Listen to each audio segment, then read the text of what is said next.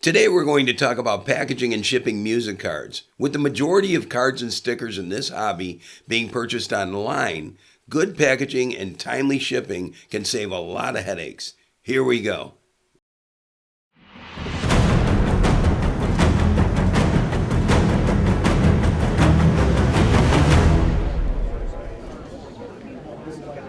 I didn't even know this was a thing. All right, so in today's video, we're going to talk about how to package and ship your music cards. I know that people have talked to me about often they're not confident when they're shipping their music cards that they're doing it properly and that they're maybe putting them at risk unnecessarily. First and foremost, you may ask yourself, do people really need tips on how to package and ship cards? I mean, what could go wrong? Well, there's a lot of different ways to do it. Just check out how this next card was packaged. I've been expecting this one. This is a 1979 Warner Brothers Jimi Hendrix card. I believe that's what's in here, unless I'm mixing this up today. But this is a card that I've wanted to get for a while now. It was pretty much put out back in '79 by Warner Brothers to promote the album, The Essential Jimi Hendrix Volume 2. And this whole set is a really good set. These Warner Brothers cards, the Prince card is really a great card. But Jimmy is right up there. And my whole thing with this one is just how good it is. The condition, I don't know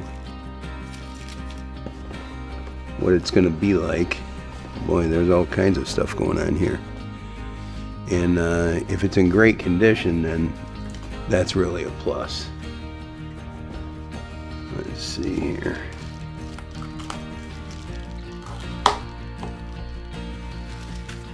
Nice packaging. It's in its own little box. Look at this. No.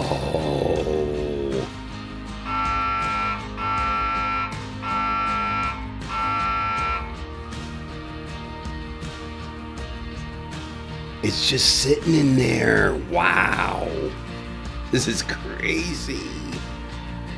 Oh, man. I'm going to show you how I package cards. And it's worked for me for many transactions.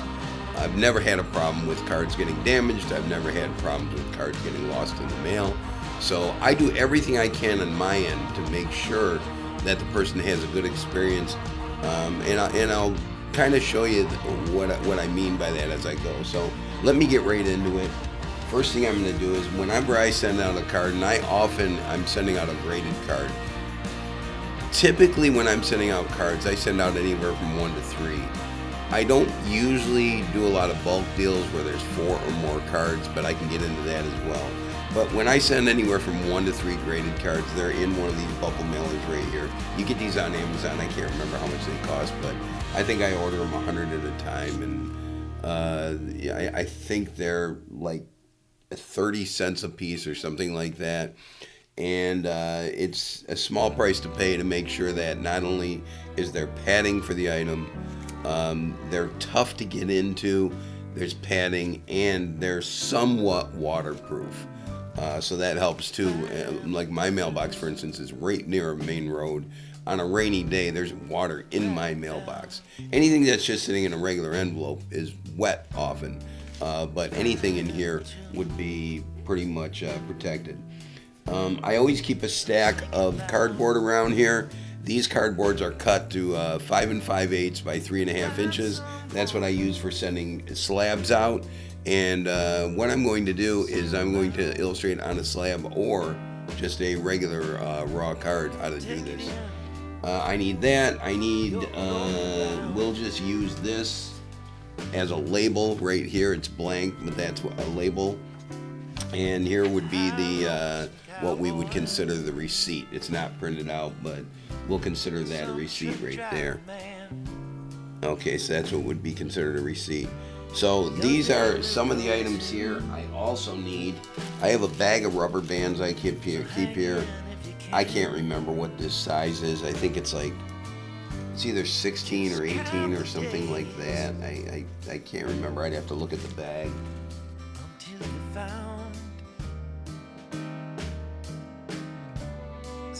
And besides the rubber bands, I also have labels of do not bend. So this is everything that I need in order to ship a package. Where these come from, I'll illustrate in a little while. This is probably some people's biggest hang-up is where do you get these cardboards, and how do I get them cheap enough and all that. Well, I'll show you how I do it. I actually make my own. I'll show you how that's done in a little while. It's really very, very simple. I use cardboard boxes that have already been shipped to me.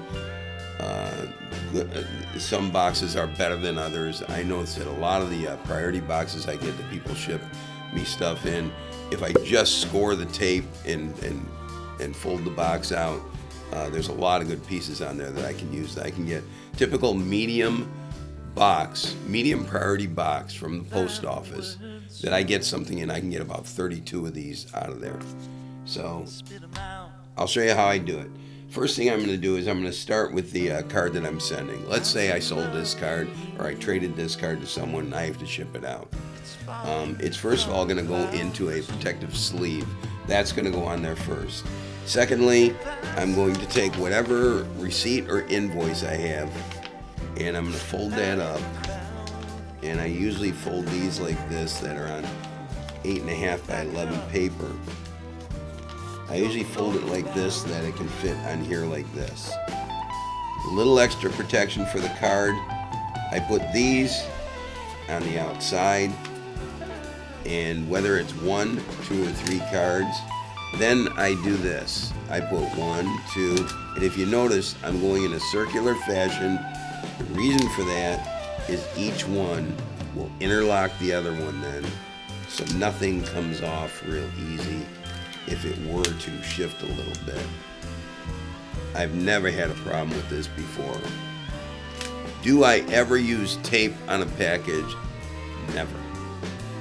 If I use a box to ship multiple cards in, or let's say I'm sending a stack of raw cards or something like that, yes, I will use tape on a box. But on this package, there will be no tape whatsoever. Everything that I'm sending out here is reusable, and the person can easily get it off without damaging the card. I can't tell you how many times I've damaged a card because people have used way too much tape trying to tape the card down and trying to secure it to a substructure. So this is the package ready to go.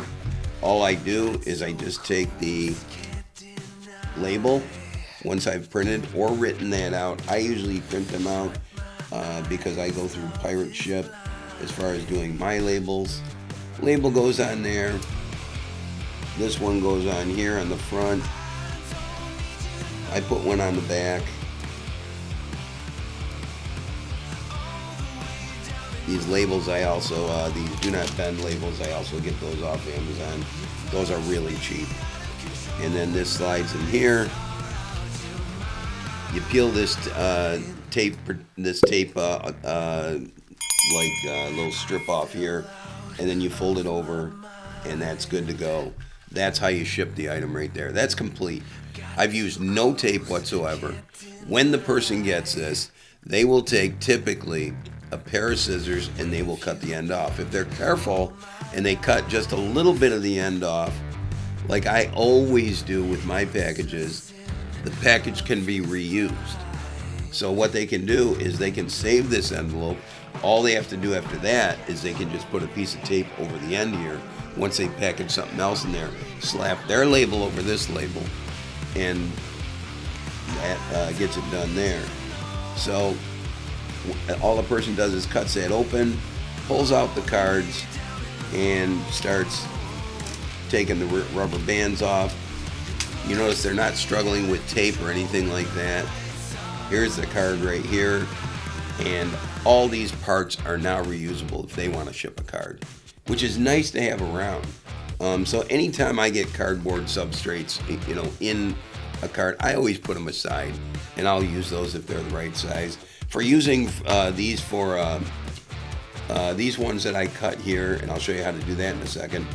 These ones that I cut for the slabs are 5 5/8 by 3.5 inches, and the ones that I do for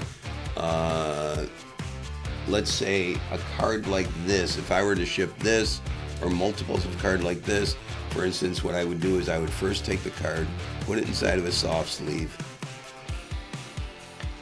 I tuck it inside of this Ultra Pro right here. I use the extra wide ones.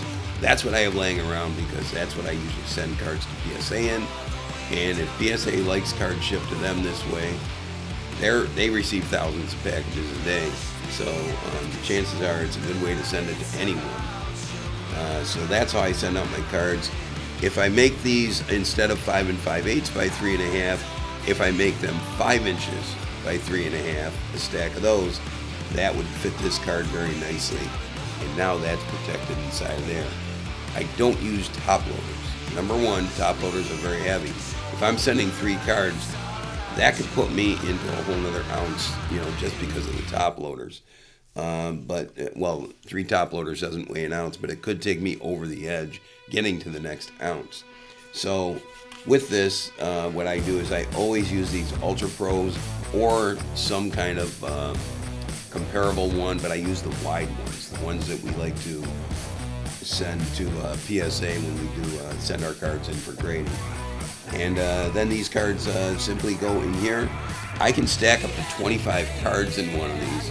I'll show you what I mean by that. I've got a stack here that are ready to go to PSA. And all I would do is I would put these in here.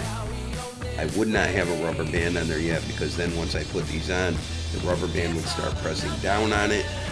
It would start pressing down on the rubber band, might put a ridge in the card. I don't like that. I put 6 rubber bands on here, and I think I get, I buy these I don't know if it's 5 pounds at a time. They're dirt cheap. So I can go through 6 of these. And let's see here. One more.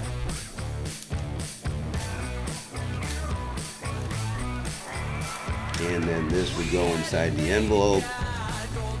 And as you can see, this easily fits. And that is good to go. Typically though, what I will do is I will do one extra step if I'm sending raw cards. This card is already sealed inside of this holder. It's fairly waterproof. Nothing's going to get to that card. It could get moisture on it. Nothing's going to get to that card. One extra level of protection that I like to put on a card if it's going out raw like these. Because remember, moisture can get in here if moisture gets on there in the wrong way. So what I will do is I will simply put it on one sheet of bubble wrap, one square. And you can buy this bubble wrap at any kind of office supply store, and what it does, it tears off into 1-foot square sections. You can buy it at, I know you can get it at Meijer, if you have Meijer stores around you. You can get it at Walmart, you can get it at all kinds of stores. I use 2 extra rubber bands when I do this. I simply fold over that corner there, I fold over that corner, I fold over that, and then I bring it up like this. That gives one extra level of protection in regard to waterproofing, and it also gives a little more protection in regard to shipping and crushing and bending. And once again, this would go like that. You would seal it right there, and that is good to go. And that's 25 cards right there. So I don't know if you're going to be shipping 25 often. Also, if you're going to be shipping, let's say, cards that aren't each individually in, let's say you're shipping cards that aren't each individually inside of an Ultra Pro. Let's say you're sending a stack of raw cards, and typically a lot of people will buy those little plastic boxes. I don't like those. I don't think they do a good job on the corners of the cards. So what I would do is I would typically get some kind of a team bag. You could even use a little bag that is the same one that goes over these right here, but some kind of a team bag. Let's say you're sending 10 or 15 cards to someone, and you're not going to individually put them in penny sleeves and all that. Or if you do put them in penny sleeves, you stack them together, you put them in the team bag, you make it a nice flat, little block, and you put that between the cardboards, and that will protect it also. So where do I come up with these small cardboard substrates to put the slabs in and the raw cards in? Well, basically, I make my own, and here's what I need to do that. I need a razor knife, I need a ruler. This is one of those rulers that has the metal edge here. That really helps out. And then I have a pen that I'm going to need, and then I have to start with any box. So this particular box was a box that I was shipped a box of cards in. It was a priority, medium-sized priority box. And what happens is this box actually is quite a bit bigger than this, but these are the little tabs that come off the box. There were some here, there were some here. I cut these off, and what I do is when I start with a box like that, I'll just slice it where all the tape is, and I'll flatten the box first of all, and then I'll start measuring out things. And all these 8 tabs that come off this box, there's one there, there's actually the other side, so that's there's 4 on the top, there's 4 on the bottom, these tabs right here. I cut them off, and I cut them off to 5 5/8 inches this way. That's the size that I use for slabs. If I'm sending raw cards and I'm putting them in Ultra Pro holders, I cut them to 5 inches this way. And the way you do that is simply by measuring, marking out 5 inches or 5 5/8, whatever you're doing, put the ruler on there, score it, and you're done. So what I do is I always put something under what I'm doing here, and I'll show you how simple this is. I'm going to cut these for slabs because that's what I have to send out today. And the first thing I do is I mark this at 3.5 inches. I mark that at 7 inches, and that's going to be 10.5 inches. And that's going to make them 3.5 inches wide each, and I'm going to get 3 out of this tab. Times 8 tabs that are on this box, that's 24. Plus out of the base of the body of the box itself, I'll get another 8. So that's about 32 of these I can get off of just one scrap box that I'm trying to recycle to use, to make these, so that, and hopefully the person that gets these will hold on to them and will send them out in the next package. All I do is I take on my marks now, I use my razor knife, and I go like this. Now, it would be a lot easier if I just paid someone to do this and maybe went to a print shop and said, hey, I need 1,000 of these, but that's not in my collecting music cards budget. So I am right now making these myself. I usually make them in my spare time, to where, let's say I get a phone call and it's going to be a long phone call, 20 minutes or something like that. A lot of times I'll have this stuff sitting in my office here, and what I'll do is I'll just grab this stuff and start scoring these while I'm talking to someone on the speakerphone. And so yeah, I always keep a stack of these around, and all it takes is for every card that I ship, there's 2 of them, and there you go, and these are free. If I need to package in a box, let's say, what I will do is, let's say I want to send more than 3 cards, and I never send more than 3 slabs in a bubble mailer. If I want to send, let's say, more than 3 cards, I'll do that in here, and I can put in up to 20 cards in here, and going from side to side. And then I can also, if I only want to put in 10, I can put in 10 in this box and put some bubble wrap on the side here. Any box that you get your hands on that someone has shipped you anything in, always save. I'm always shipping out cards because I don't do anything else. I'm not selling magazines. I'm not selling anything of any other size. it's always cards with me. So I have everything that I need. A lot of these from PSA, I've had hundreds of these basically, so throughout the years. So these boxes I'm plentiful on. I've got tons of these, and I always use these for shipping out orders to people, when they either buy or trade me cards. And yeah, so that's how I do it with that. This is an instance though where I will use a piece of tape to tape this right here. The label will go right on this box. I also have these stickers. Fragile, handle with care for this, because obviously bending is not an issue with this box. So I'll put one of these on here, one on the bottom. I'll put my label on there, and I always do my own pre-packaging on my shipping. I do my own weighing it out. I have a little scale that I weigh it out on. If it says it's 11 ounces, I usually put it at 12, so that there's just no way that that person on the other end is not going to get their package, or they're going to get a bill for it. You don't want that. Mine is not the only way to ship. Mine is just the way that I ship, and I've always had success with it. So there we go. And let's see here. And that is how I package cards. Now, let's say you're ordering cards off someone and you're about to be shipped cards.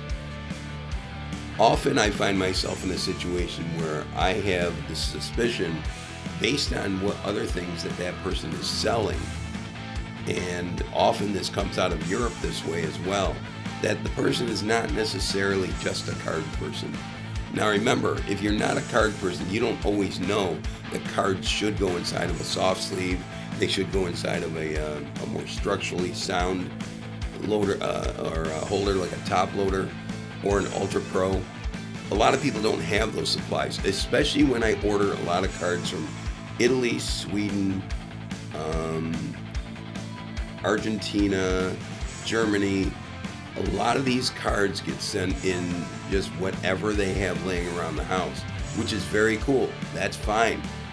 I'm getting the best cards, that I can find out of those countries.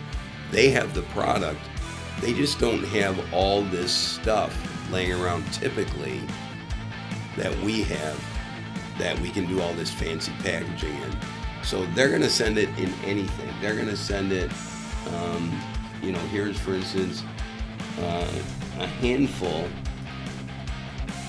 of packaging that people have sent me stuff in. A lot of times they'll pop a card in an envelope.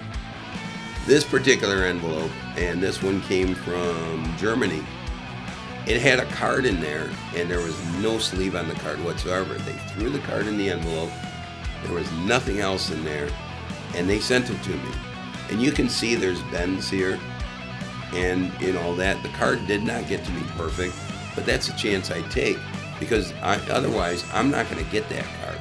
And I needed that card, and the only place that card was in Germany. So there's that right there. Here's a person that did have access to bubble envelopes. This one came from Italy, and they put their stuff in there. Another bubble envelope. Here's another envelope here. This one came from, it's hard to say, I think this was Italy as well. And this was just a card that was put inside of an envelope. Here's someone that went the extra mile, and this actually was from, I believe, Canada. And what they did was they actually taped substrates to the outside of this envelope, put this one inside of another envelope. So that one was really overprotected. Another bubble envelope. This one is from Sweden. Here is a small bubble envelope. This one, I believe, was from Italy. Here's this envelope. I just got this one the other day. If you can see, there's all kinds of wrinkles. I don't know if you can see that. I'll give you some light. All kinds of wrinkles in that envelope because it's machined. It goes through a machine for sorting. There was just a raw card sitting inside of here. They threw the raw card inside of there. It goes through a machine, and if you get that card in any kind of decent shape, you're very lucky. So that'll happen often. Here's a piece of cardboard that came with, I think it either came with this card or another card. This is typically the cardboard that when I order cards from Europe that will come with it. A very thin piece of cardboard. This one just had, as you can see right here by the tape residual, the card was sitting right here. They taped the card to here. It was in a penny sleeve. They taped the card to here, and getting it off was a real pain. So I had to find a way to get that card off of this card without damaging the card. So it's a thin piece of cardboard, rarely a piece of corrugated cardboard.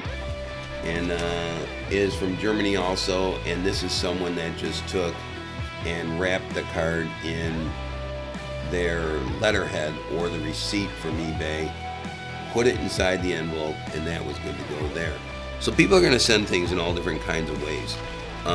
People that are, let's say, professional eBayers, where they simply go out and they find a lot of items, they put them on eBay, they do listings for other people. A lot of times these people will know quite a bit about packaging, but not cards and not how to protect cards. Sometimes you might have to go the extra mile and ask that person, especially if you suspect that they're not a card person, if they could put it in some kind of a plastic bag and then put it between two cardboard substrates. And sometimes you have to ask that person to do that, especially if you're dealing with a card that costs you quite a bit of money. If you're dealing with dollar cards, that's not really a big deal. You might not worry about it like I do. I kind of just take a chance on, most of them are going to be okay. Some of them are going to get to me in really good shape, and some are just going to be destroyed, which I've had a couple of those lately as well. But when they're $50 cards or $100 cards, or I'm spending, let's say, $150 on a card, I will follow up with that person. I'll ask them, hey, could you possibly do this for me as far as, putting it in some kind of a soft sleeve or a top loader, and if you don't have those, a plastic bag between two cardboard substrates. I'll give them some kind of direction in as kind a way as I can without trying to tell them what to do and, how to do their business. I'll do that to help it out there. So, okay, so that's how I package cards. I hope that helps you out a little bit. If you have any questions about it, feel free to reach out. And until next time, thanks for stopping by. I want to thank you for watching this video today. I hope you enjoy watching all of the Collecting Music Cards videos as they're posted. If you think you may want to learn more about music cards and tips for collecting them, and if you're looking forward to more videos in this series, take a second to hit the subscribe button and click the notification bell as well if you want notifications that a new video has posted. If you'd like to take a peek at some of my personal music card collection online, you can find it on my website at www.cardboardportfolio.com. And if you're excited about being part or becoming part of the music card collecting community, please leave a comment down below. I'd love to see what you have to say, and I'm sure others would too. Until next time, thanks for stopping by.